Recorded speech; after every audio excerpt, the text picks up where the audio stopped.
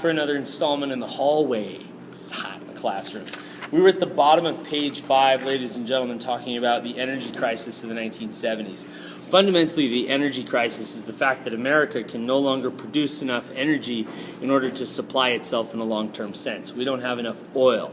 The oil that we can get is often used as a brokerage piece against us. So we're reliant upon the Middle East for oil. And a lot of those Middle Eastern states are part of OPEC, the Organization of Petroleum Exporting Countries. They use their stranglehold on the world's oil in order to push U.S. policies. For instance, they don't like the way that we enjoy Israel. And so therefore they occasionally hold off on all of their oil in order to try and make America stop supporting Israel. What it makes us do really as a country in the 1970s is start looking around.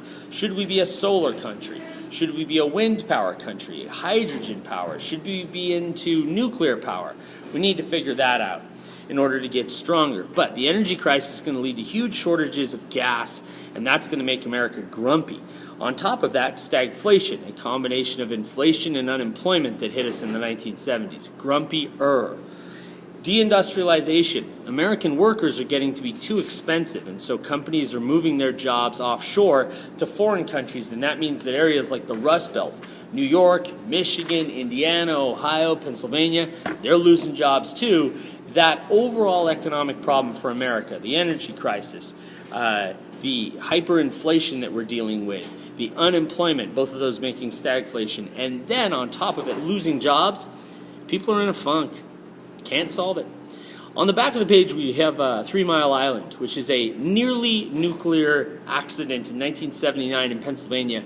One of the nation's most successful nuclear reactors nearly melts down, and its near meltdown makes us reconsider nuclear. Like, I don't know if this is the best path, because when nuclear goes bad, it goes bad.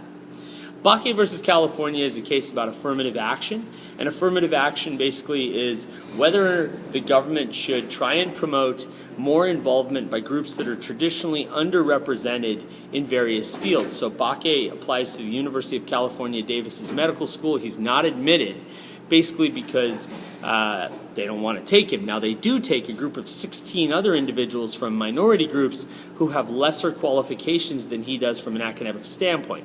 Bakke sues, claiming reverse discrimination, saying basically the only thing I have going against me is the color of my skin, and that's not fair. So Bakke eventually is allowed to get into medical school, and the Supreme Court's ruling basically says that you can't use race as the only basis for enrollment, that you can use it as a basis, but not the only one. Middle East peace and the Iranian hostages. Jimmy Carter, as president, organized a peace conference between the leaders of Israel and Egypt, and in doing so brought together two sides that had not been together really ever. And so this is a monumental achievement. It's kind of the high point of the Carter presidency. The low point is the fact that in 1979, Americans were taken hostage by Iranians and held for 444 days. Let's go back a little bit. In the 1950s, America had overthrown the leader of Iran and replaced him with a man named the Shah of Iran, who we supported. When the Shah was overthrown in 1979 by a religious group in Iran, America's kind of held the pay for that. The forces of the new government stormed the American embassy. If you've seen Argo, this is where that movie picks up. And not all of them come home, unfortunately. 52 Americans are held for 444 days, basically until the Reagan inauguration takes place, and then they're freed.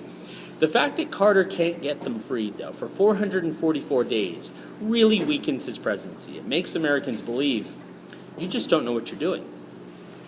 The rise of the moral majority. The moral majority is a religious right group that becomes very politically active. They're anti-feminism, anti-sex ed, anti-homosexual rights, anti-abortion. Back to core American values, they would call it, trying to make America believe in the old Eisenhower-style 1950s America. They're going to be very important in the election of our next president, Ronald Reagan. Reagan is elected in 1980, asking Americans a simple question. Are you better off than you were 4 years ago? You're not. Jimmy Carter didn't do it for you. So in comes Ronald Reagan. Now, after 1980, let's talk test policy. After 1980, the College Board says that no essay will specifically be about everything after 1980.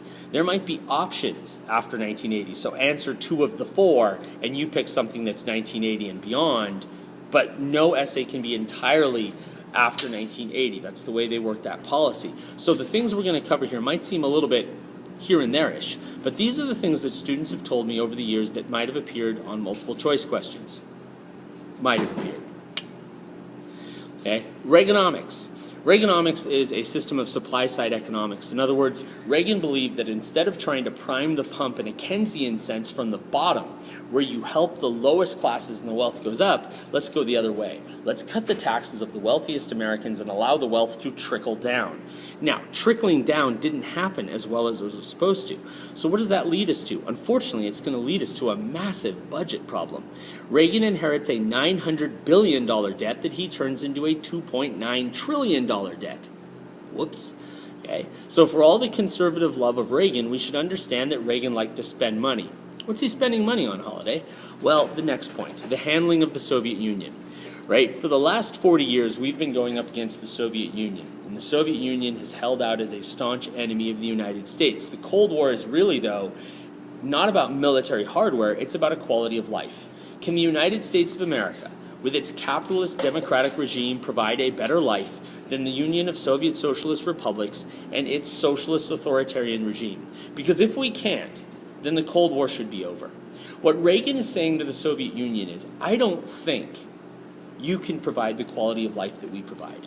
I don't think that you can spend simultaneously on military and social services and keep up with us. And so Reagan begins this monumental buildup of the military while still keeping up social services that in essence runs the Soviet Union out. When they try and keep up with us, they're eventually going to falter economically, and that's going to be the crumbling of the pieces.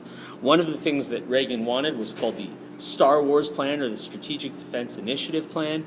It's a missile defense system. Doesn't really end up happening, but it was one of those things Reagan was going to spend money on. Reagan's successor, George H.W. Bush, falls into that category of presidents who unfortunately stand in the shadow of greatness. George H.W. Bush is a good man.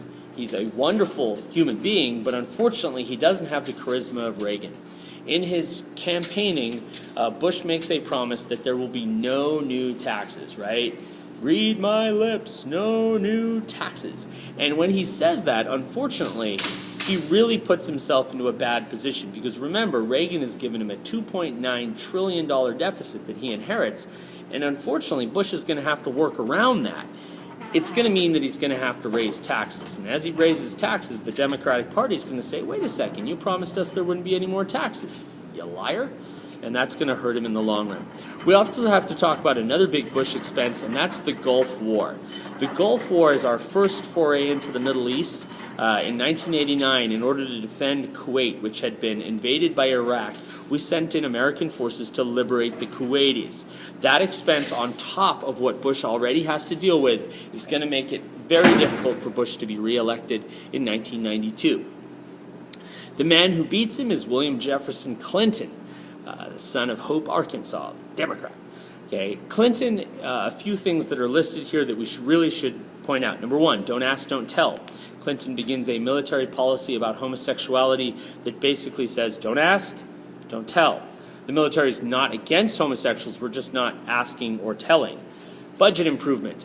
Unlike the two Republicans who preceded him, Reagan and George H.W. Bush, Clinton is responsible for changing the budgetary stance of America. Under the Clinton years, we actually have a few years where we operate from a year-to-year basis, not overall, but from a year-to-year basis in the black, where we're making more money than we're spending.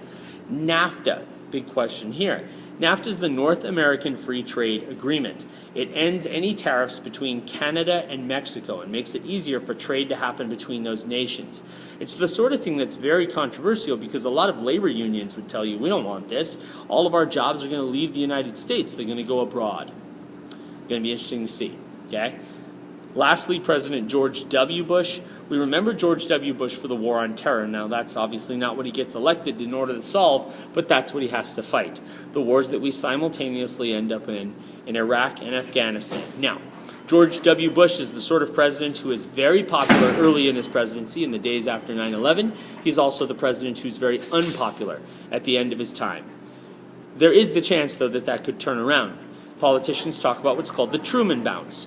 Right? When Truman left the presidency in 1953, horribly unpopular. These days, very well regarded. If 50 years from now, there's democracy in the Middle East, if 50 years from now, Iraq and Afghanistan have become the sort of seed plants of democracy within that region, George W. Bush is going to get a different reputation. Only time will tell. Take care.